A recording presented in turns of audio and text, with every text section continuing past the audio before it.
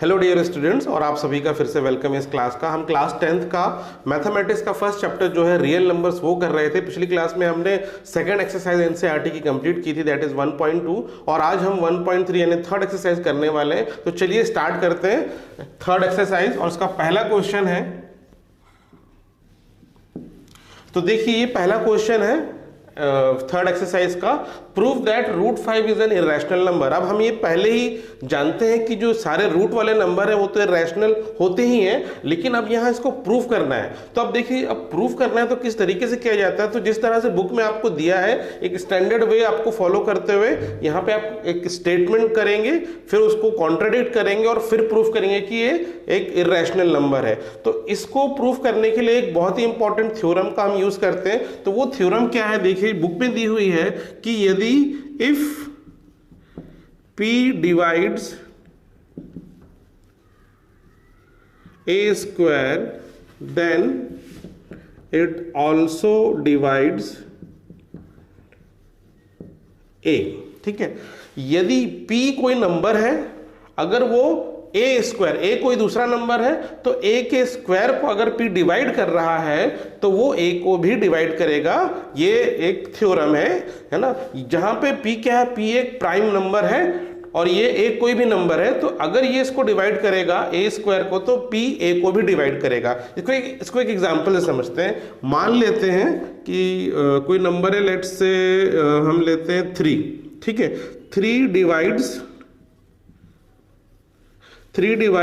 6 square. ठीक है, 3 divides 6 के स्क्वायर को 3 डिवाइड कर लेगा, तो 6 का स्क्वायर क्या है, एक्चुअली 6 का स्क्वायर होता है 36 को 3 से डिवाइड करेंगे तो आंसर आ जाएगा 12। यदि 3 डिवाइड करेगा 6 स्क्वायर को, तो 3 ऑल्सो डिवाइड्स 6, यानी 6/3 करेंगे तो उसका आंसर आ जाएगा 2। तो यही कॉन्सेप्ट हम यहाँ पे प्रूफ करने के लिए यूज करते हैं। अब देखिए किस तरह से हम सिस्टमेटिक तरीके से इसको प्रूफ करते हैं। तो हम स्टार्ट करते हैं इसका प्रूफ। तो इसको मैं अभी रब कर देता हूं। तो हम इसको इस तरह से स्टार्ट करते हैं कि पहले इसको अज्यूम कर लेते हैं कि मान लो रूट 5 एक रैशनल नंबर है। तो यहां हम अज्यूम कर लेते हैं, let root 5 is a rational number. ठीक है, तो हमने मान लिया रूट 5 एक रैशनल नंबर है, और रैशनल नंबर की क्या प्रॉपर्टी है, रैशनल नंबर को हम p/q के फॉर्म में लिख सकते हैं। तो अगर ये रैशनल नंबर है तो हम इसको ऐसे लिख सकते हैं, a/b, p/q भी लिख सकते हैं, a/b के फॉर्म में भी लिख सकते हैं। तो let's say root 5 is equal to a/b। हमने मान लिया ये कोई रैशनल नंबर है, और जितने भी रैशनल नंबर है उसको हम इस तरीके से लिखते हैं, a/b के फॉर्म में लिखते हैं। और यहाँ पे a और b के बीच एक रिलेशन है। क्या रिलेशन है कि ये दोनों को प्राइम है। यहाँ पे a एंड b आर को प्राइम। ठीक है, प्राइम नंबर तो आपको पता है क्या होते हैं, जो खुद से डिवाइड होते हैं या 1 से डिवाइड होते हैं। लेकिन को प्राइम का क्या मतलब है कि ये दोनों में कोई भी नंबर कॉमन नहीं, मतलब ये दोनों कैंसिल नहीं होंगे। यानी फॉर एग्जाम्पल को प्राइम नंबर का एग्जाम्पल हम ले लेते हैं 3/5। तो 3 और 5 में कुछ भी कॉमन नहीं है, तो ये को प्राइम कहलाएंगे। या आप ले लेंगे 7/11, 7 और 11 में कोई भी कॉमन नंबर नहीं है, तो ये भी को प्राइम कहलाएंगे। आप ले लेते हैं लेट्स से 4/5। ठीक है, अब देखिए 4 और 5 में भी कोई कॉमन नहीं है। यहाँ पे तो न्यूमरेटर डिनोमिनेटर दोनों ही प्राइम नंबर थे, यहाँ भी दोनों ही प्राइम नंबर थे। यहाँ पे न्यूमरेटर प्राइम नंबर नहीं है, ये डिनोमिनेटर प्राइम नंबर है, लेकिन इन दोनों में कुछ भी कॉमन नहीं है, इसलिए ये भी को प्राइम कहलाएंगे। तो ऐसे नंबर जो कैंसिल नहीं हो सकते, उनमें कुछ भी कॉमन नहीं है, वो है को प्राइम, और उन्हीं का जो रेशियो है वही रैशनल नंबर कहलाता है। तो रैशनल नंबर जो है वो रूट 5 एक रैशनल नंबर है, वो a/b है, और a भी को प्राइम नंबर है। तो ये समझ में आया आपको। तो चलिए अब आगे बढ़ते हैं। अगर ये इसको हम इस फॉर्म में लिख सकते हैं, तो अगर हम इसको स्क्वायर कर दें तो इस इक्वेशन को स्क्वायर करते हैं दोनों तरफ। ठीक है, तो ऑन स्क्वायरिंग दिस इक्वेशन हमको क्या मिलेगा, root 5 whole square is equal to a/b whole square. इसको हम इस तरीके से लिख सकते हैं। नाउ किसी भी रूट वाले नंबर का आप स्क्वायर करते हैं तो रूट हट जाता है, तो ये सिंपली हो जाएगा 5। ठीक है, रूट 5 का स्क्वायर हुआ 5, इसको हम लिख सकते हैं a²/b²। ठीक है, और इसको हम ऐसे भी लिख सकते हैं a² is equal to 5 into B square या B square is equal to A square by 5, ऐसे भी लिख सकते हैं। ठीक है, तो इसको बस मैनिपुलेट करना है क्रॉस करके, तो हम ऐसे लिख सकते हैं b is equal to A square, b square equal to A square upon 5।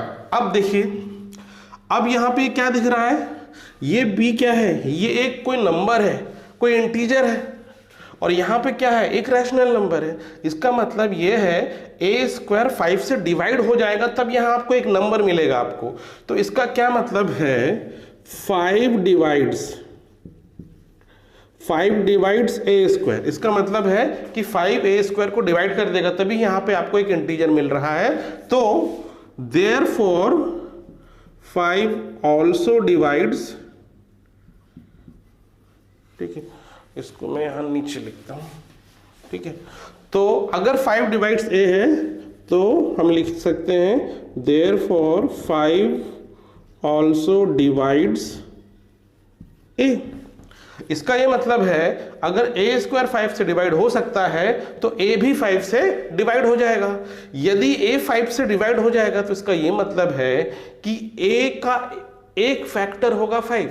ठीक है, देखिए इसका क्या मतलब है, जैसे मैं अगर बोलूं 8 2 से डिवाइड हो जाता है, आपको पता है, तो इसका मतलब है जब हम 8 का फैक्टराइजेशन करेंगे तो एक फैक्टर इसका 2 आएगा, तो 2 इंटू समथिंग, और समथिंग क्या है, यहाँ पे 4 है। तो वही कॉन्सेप्ट, वही लॉजिक को हम यहाँ अपना रहे हैं। ये क्या स्टेटमेंट बोल रहा है, 5 डिवाइड्स ए, इसका मतलब ए का एक फैक्टर होगा 5। तो हम ए को ऐसे लिख सकते हैं 5 इंटू समथिंग, उसके साथ कुछ भी नंबर हो सकता है, तो उस समथिंग को हमने मान लिया c। तो a को हम लिख सकते हैं 5c, ये c कोई नंबर है, ठीक है, कोई भी नंबर है, कांस्टेंट नंबर इसको कह सकते हैं, तो हम लिख सकते हैं a को 5c। आया समझ में। अब ये देखिए, अब ये जो है एक a को हमने लिख दिया a इक्वल टू 5c। अब ये वाली जो वैल्यू इस इक्वेशन में अगर रखें, हम ये वाला इक्वेशन यूज कर रहे हैं, B square is equal to A square upon C. अब ये इक्वेशन में अगर ए की हम ये वाली वैल्यू रखें, अच्छा सी नहीं है 5 है, b square is equal to A square upon 5, अगर ए की वैल्यू इस इक्वेशन में हम ये वाली रखेंगे तो देखिए क्या मिलेगा, 5c का स्क्वायर अपॉन 5, तो बी स्क्वायर क्या हो गया, 5 का स्क्वायर होता है 25 इंटू सी तो स्क्वायर हो जाएगा डिवाइडेड बाय 5 25 से कट जाएगा, 5 5 25, तो हम क्या लिख सकते हैं, B square is equal to 5c square. ठीक है, अब इसको ऐसे भी तो लिखा जा सकता है, C square is equal to B square by 5, ऐसे भी लिख सकते हैं। अब ये सी क्या है, हमने यहाँ क्या डिफाइन किया था, सी कोई नंबर है, कोई कांस्टेंट नंबर है, यानी मल्टीप्लायर है इसका 5 का ए लाने के लिए। तो ये c है, ये उसका स्क्वायर है, और यहाँ क्या है, बी स्क्वायर अपॉन 5। इसका ये मतलब है कि बी स्क्वायर 5 से डिवाइड हो जाएगा कंप्लीटली, तभी आपको यहाँ एक इंटीजर मिल रहा है। तो इसका मतलब है 5 बी स्क्वायर को डिवाइड कर रहा है। यदि 5 बी स्क्वायर को डिवाइड कर रहा है तो 5 बी को भी डिवाइड करेगा। तो यहाँ फिर से आप लिख सकते हैं 5 डिवाइड्स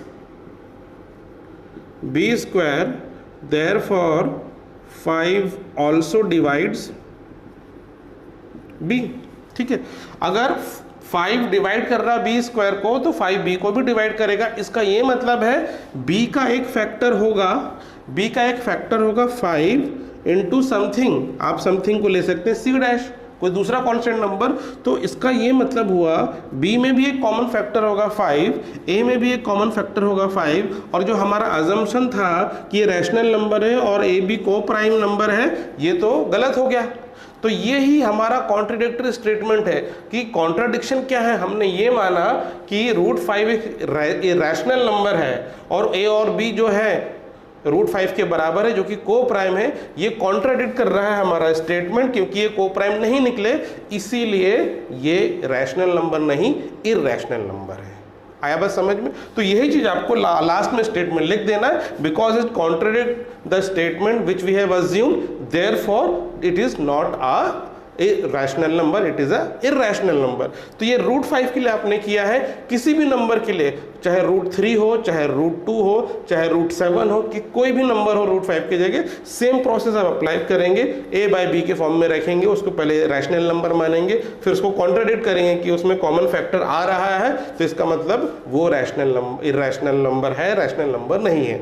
तो इस तरीके से प्रूफ होते हैं ये वाले क्वेश्चन। तो आया समझ में? तो ये था फर्स्ट क्वेश्चन। अब करते हैं सेकंड क्वेश्चन।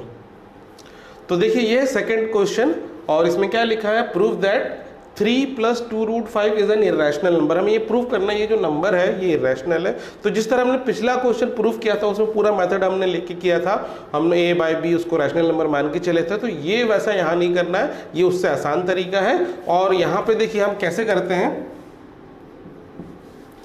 तो पहला स्टेप तो पिछले क्वेश्चन जैसे ही है, यहाँ हम इसको अज्यूम कर लेते हैं, let 3 + 2√5 is a rational number. इसको हम मान लेते हैं कि रैशनल नंबर है।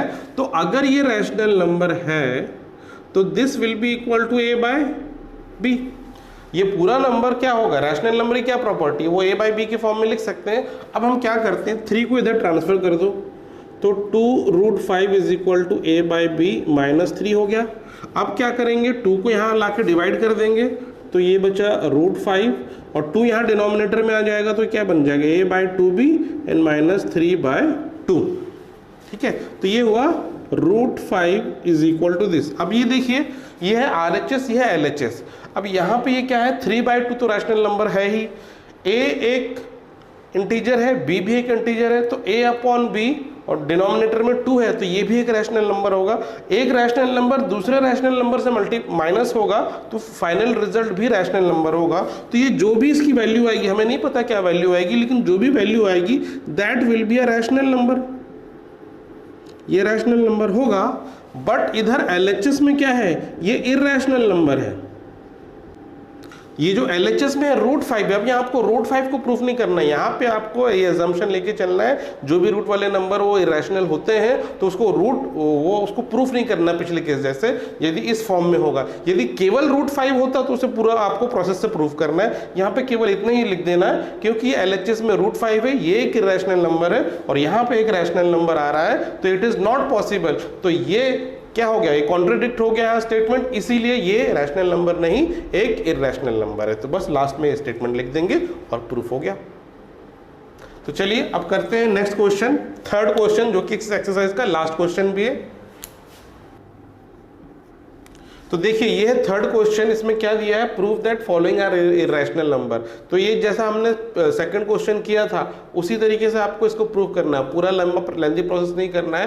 तो आपको अज्यूम करके चलना है, पहले ये रैशनल है, फिर आपको प्रूफ करेंगे LHS में रूट वाला नंबर रहेगा, और ये प्रूफ हो जाएगा कि फिर ये कि कॉन्ट्राडिक्टरी है स्टेटमेंट और ये इरेशनल है। जैसे फर्स्ट क्वेश्चन दिया है 1/√2, तो इसको पहले हम मान लेंगे कि रैशनल नंबर है, तो 1/√2 को हम a/b के फॉर्म में लिख सकते हैं। अब इसका आप रेसिप्रोकल कर लो, दोनों तरफ उल्टा कर लेंगे, तो ये हो जाएगा √2 और इधर क्या हो जाएगा, ये b/a हो जाएगा।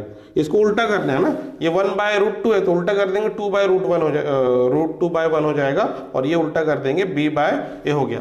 अब क्योंकि ये रूट वाला नंबर है, इरेशनल है और इरेशनल है, तो irrational can not be equal to rational, irrational can not be equal to rational. तो ये हमारा जो स्टेटमेंट है वो कॉन्ट्राडिक्टरी हो गया, क्योंकि LHS इरेशनल है और राइट हैंड में रैशनल नंबर है, तो ये जो है हो नहीं सकता। इसीलिए हमारा जो अजम्पशन है कि ये रैशनल नंबर है, ये वाला अजम्पशन ये गलत है। तो इसका मतलब ये हुआ 1/√2 एक इरेशनल नंबर है। तो इस तरीके से पहला वाला आप सॉल्व कर सकते हैं, सेकंड वाला भी करेंगे इसी तरह से। तो हम मान लेंगे कि let 7√5 is a rational number. अगर ये रैशनल नंबर है तो 7√5 को हम किससे इक्वेट करेंगे, a/b से। तो 7√5 इज इक्वल टू a/b। अब यहाँ क्या करना है आपको, √5 इज इक्वल टू a/7b ऐसे लिख सकते हैं। अब क्या हो गया, right hand side rational number है, a/b कोई इंटीजर है और 7b एक इंटीजर है, तो इनको सॉल्व करेंगे तो एक आपको नंबर मिलेगा जो कि रैशनल नंबर होगा। बट यहाँ पे ये इरेशनल नंबर है, तो ये कॉन्ट्राडिक्ट हो रहा है स्टेटमेंट, इसीलिए ये पूरा नंबर ही इरेशनल होगा। और इसी तरह से आप थर्ड वाला को भी आप सॉल्व कर सकते हैं। तो फिर यहाँ पे वही करेंगे, इसको मानेंगे कि ये रैशनल नंबर है और 6 + √2 will be equal to a/b, हम इसको अज्यूम कर लेंगे, और फिर √2 will be equal to a plus a by b minus six को यहाँ ट्रांसफर कर देंगे तो -6 हो गया। तो ये क्या है, ये एक रैशनल नंबर है, ये भी एक रैशनल नंबर है ना, कि 6/1 लिख सकते हैं इसको, और इन दोनों को माइनस करेंगे तो एक रैशनल नंबर मिलेगा, और इधर है इर्रेशनल नंबर, तो स्टेटमेंट हमारा कॉन्ट्राडिक्ट है, तो इसका ये मतलब है ये जो नंबर है ये इर्रेशनल है। तो बड़ा ही आसान है इसको प्रूफ करना, इस तरीके से आप बस स्टेटमेंट लिख देंगे लास्ट में कि कॉन्ट्राडिक्ट हो रहा है स्टेटमेंट, इसीलिए ये एक इर्रेशनल नंबर है। तो इस तरह हमारा ये थर्ड एक्सरसाइज भी कंप्लीट होती है। तो इस वीडियो में बस इतना ही, और नेक्स्ट जो एक्सरसाइज है उसको नेक्स्ट वीडियो में हम कंप्लीट करेंगे। So that's all for today, take care yourself and have a nice day.